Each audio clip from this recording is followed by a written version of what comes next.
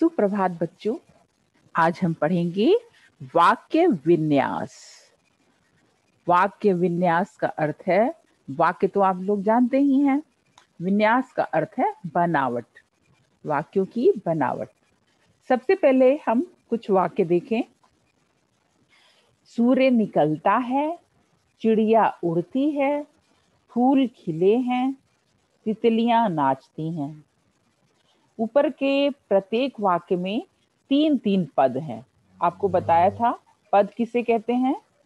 जी हाँ, वाक्यों में प्रयोग किए जाने वाले शब्दों को पद कहते हैं।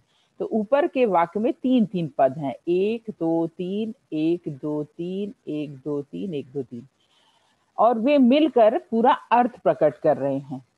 जैसे कि सूर्य निकलता है, अभी यहाँ पे पद इस क्रम में है कि इन पदों को मिलाकर अगर पढ़ा जाए तो एक अर्थ निकल रहा है। प्रत्येक पंक्ति के अंत में पूर्ण विराम चिन्ह है।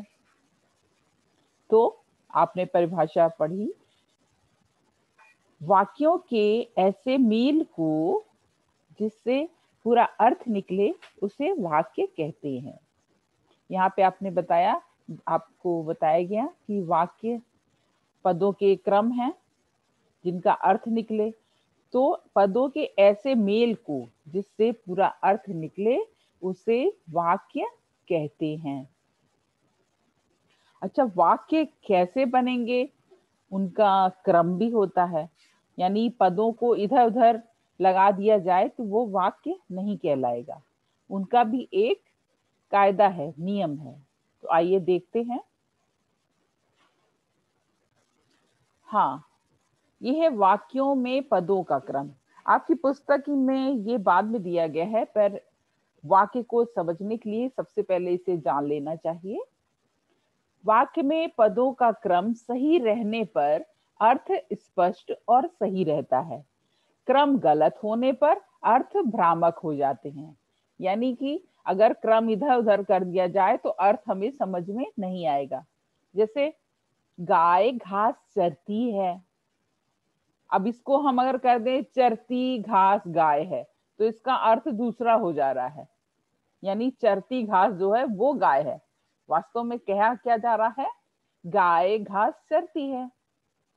इसी तरह से नीरज दूध पीता है, अगर हम इसको इस तरह से कह दें दूध पीता नीरज है, तो यहाँ पे वाक्य का अर्थ दूसरा हो जा रहा है। दोनों वाक्यों में उन शब्दों का ही प्रयोग किया गया है। आपने देखा, पहले वाक्य में पदों का क्रम सही है इसलिए अर्थ भी स्पष्ट है। दूसरे वाक्य में पदों का क्रम गलत है इसलिए वाक्य का अर्थ भी भ्रामक निकल रहा है। भ्रामक यानी भ्रम हो रहा है, हमें डाउट हो रहा है। शब्दों का तीसरे वाक्य में क्रम शुद्ध है तो वाक्य भी पूर्ण है। चौथे वाक्य में क्रम गलत है इसलिए अर्थ भ्रामक है। यानी पहला और तीसरा वाक्य सही क्रम में है, इसमें पद सही क्रम में है, और दूसरा और चौथे में पद इधर उधर कर दिए गए हैं, इसीलिए इनके अर्थ भ्रामक हो गए हैं, अशुद्ध हो गए हैं, हमें समझ में नहीं आ रहे हैं। तो हिंदी वाक्यों में सबसे पहले कर्ता होता है, फिर कर्म होता है और अंत में क्रिया होती है।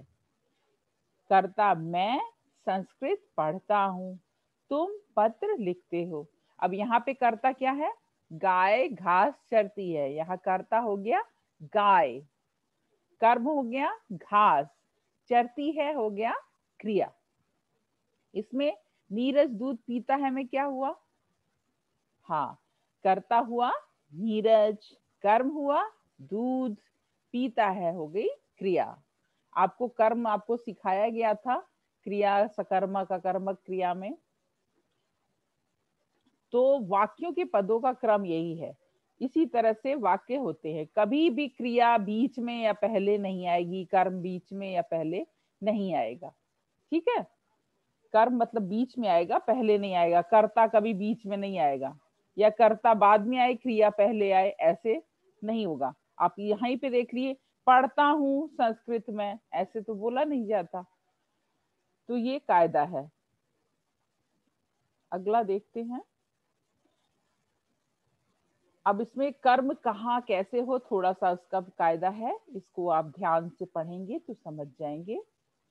यदि वाक्य में दो कर्म हैं तो प्रत्येक सजीव कर्म फिर निर्जीव कर्म का प्रयोग किया जाता है। आपको द्विकर्मक क्रिया आपको बताई थी, जिसमें एक गौड़ क्रिया थी, एक मुख्य क्रिया थी, सॉरी, एक गौड़ कर्म था और मुख्य कर्म था। तो यहाँ पे जो सजीव कर्म है, यानी जो किसी व्यक्ति या किसी प्राणी के लिए है, जो जिंदा है, वो पहले आएंगे और निर्जीव कर्म बाद में। तो जैसे यहाँ पे है, मैं सुरेश को संस्कृत पढ़ाता हूँ। सबसे पहले इसमें देखिए कर्ता क्या है, कर्ता मैं है, क्रिया क्या है, पढ़ाता हूँ। अब बीच की ये जो चीज बची ये हो गई कर्म। तो कर्म में दो यहाँ है, सुरेश और संस्कृत। तो सुरेश सजीव कर्म है, यानी लिविंग थिंग, और संस्कृत निर्जीव यानी नॉन लिविंग। तो कायदे में बताया गया है सबसे पहले सजीव कर्म आएगा फिर निर्जीव कर्म। तो मैं सुरेश को संस्कृत पढ़ाता हूँ। अगर यहाँ पे हम निर्जीव को पहले कर देंगे तो आएगा मैं संस्कृत को सुरेश पढ़ाता हूँ। ये गड़बड़ हो जाएगा, अटपटा सा लगेगा, इसका कोई मायने ही नहीं निकलेगा। संस्कृत को तो पढ़ाया ही नहीं जा सकता ना। इसी तरह से दूसरा है, अध्यापक छात्रों को गणित पढ़ाते हैं।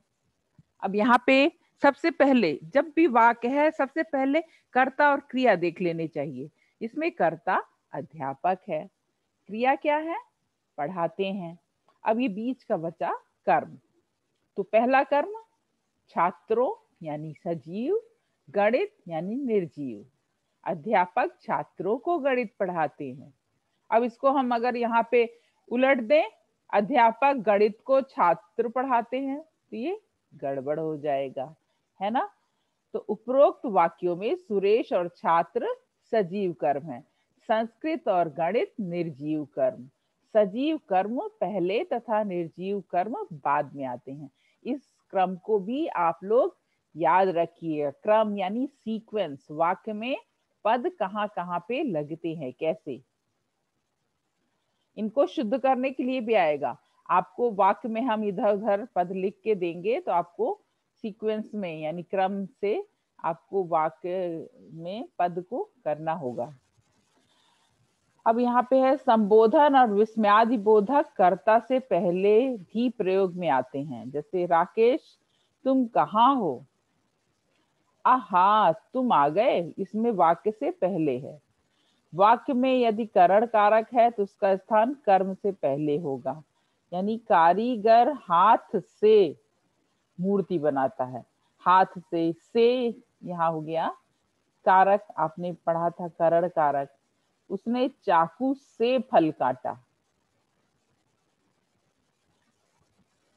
पूरक का स्थान क्रिया के पहले रहता है। डॉक्टर राधा कृष्णन राष्ट्रपति थे। अब यहाँ पे पूरक, राधा कृष्णन राष्ट्रपति, तो थे यहाँ क्रिया है, उससे पहले पूरक है। राधा कृष्णन को राष्ट्रपति बनाया गया ना, तो राष्ट्रपति थे तो ये उनकी पद है, तो ये बाद में आएगा। वे महान दार्शनिक थे, यहाँ दार्शनिक शब्द बाद में आया है। विशेषण विशेष से पहले आता है, ये तो आपको पता ही है। विशेषण किसी संज्ञा की विशेषता, संज्ञा सर्वनाम की विशेषता। तो डॉक्टर राजेंद्र प्रसाद मेधावी छात्र थे, यहाँ छात्र से पहले मेधावी विशेषण आ गया। तुम्हारा भाई कुशल खिलाड़ी है, तो यहाँ खिलाड़ी जो है विशेष है और कुशल इसकी विशेषता। तो ये तो आपको पता ही है, ये तो कॉमन सी बात है। आप पढ़ेंगे वाक्य के अंग। वाक्य के दो अंग होते हैं, किसी के भी, हमारे भी बॉडी पार्ट, हमारे भी अंग हैं बहुत सारे, हाथ नाक मुंह। तो अंग तो किसी एक ही व्यक्ति का होता है ना, ये तो होता नहीं, अलग अलग जगह अंग है। तो वाक्य के अंदर ही उसके अंग होते हैं, वाक्य के पार्ट। वाक्य के दो मुख्य अंग हैं, उद्देश्य और विधेय। उद्देश्य किसे कहेंगे?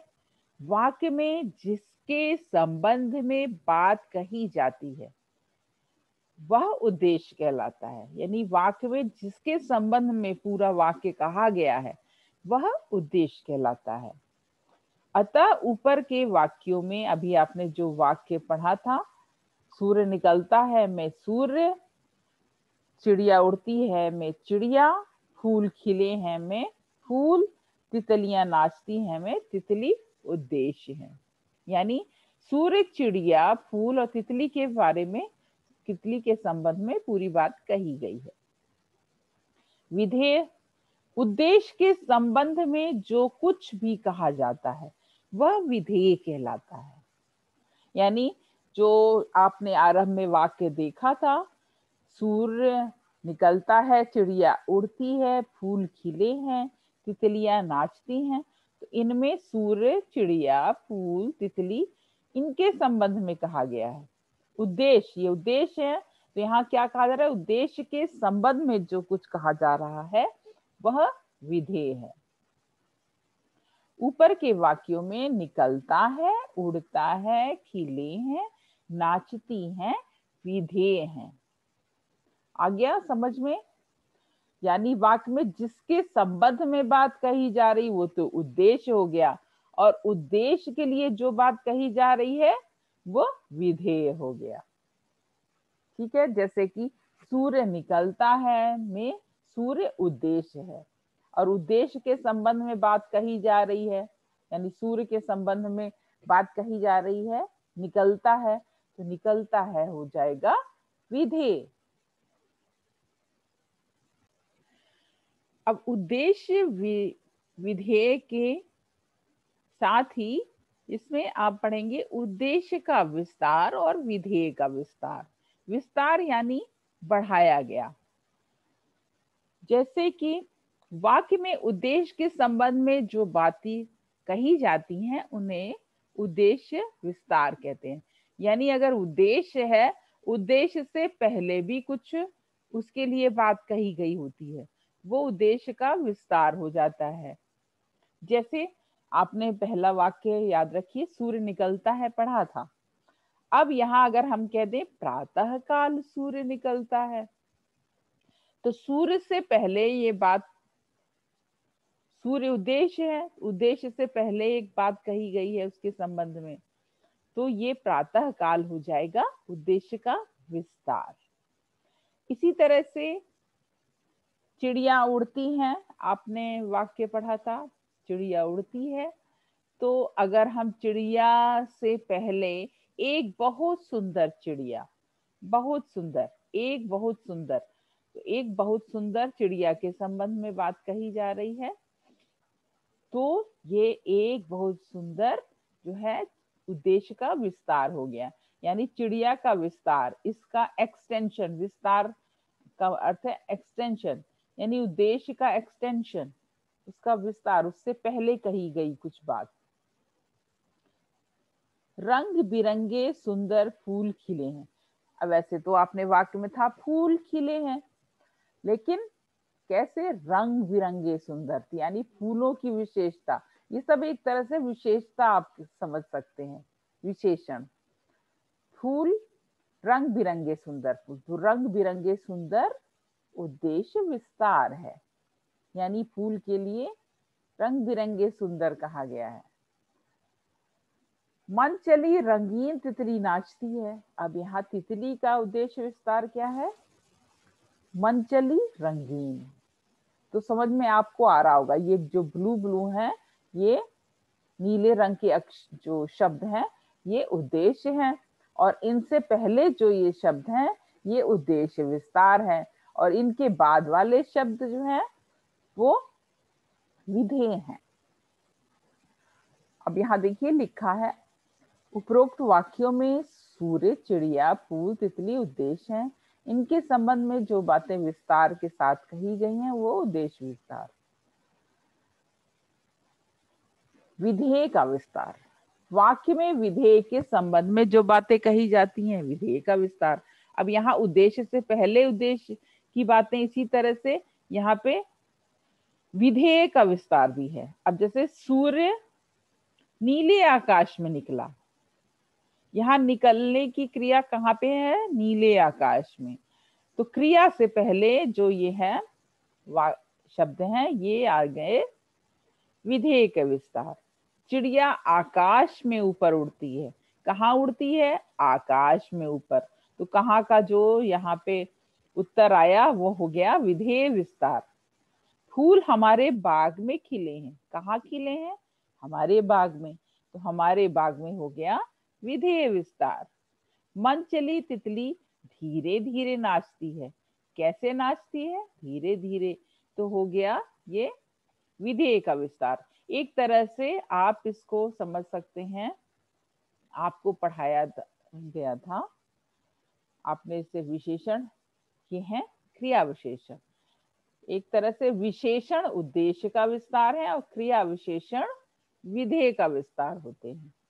ठीक है, अभी मोटे रूप में आप इसको ऐसे समझ लीजिए, जो विशेषण है वो उद्देश्य का विस्तार है और जो क्रिया विशेषण है वो विधेय का विस्तार है। समझ जाएंगे ना? इसको बात को ध्यान में रखिएगा। तो आज हम इतना ही इसको पढ़ेंगे, इसका अभ्यास करेंगे। अभी ये पाठ काफी लंबा है, तो धीरे धीरे पढ़ेंगे जिससे आपको पूरा पाठ समझ में आ जाए। आज इसका हम यहीं पे विराम देते हैं।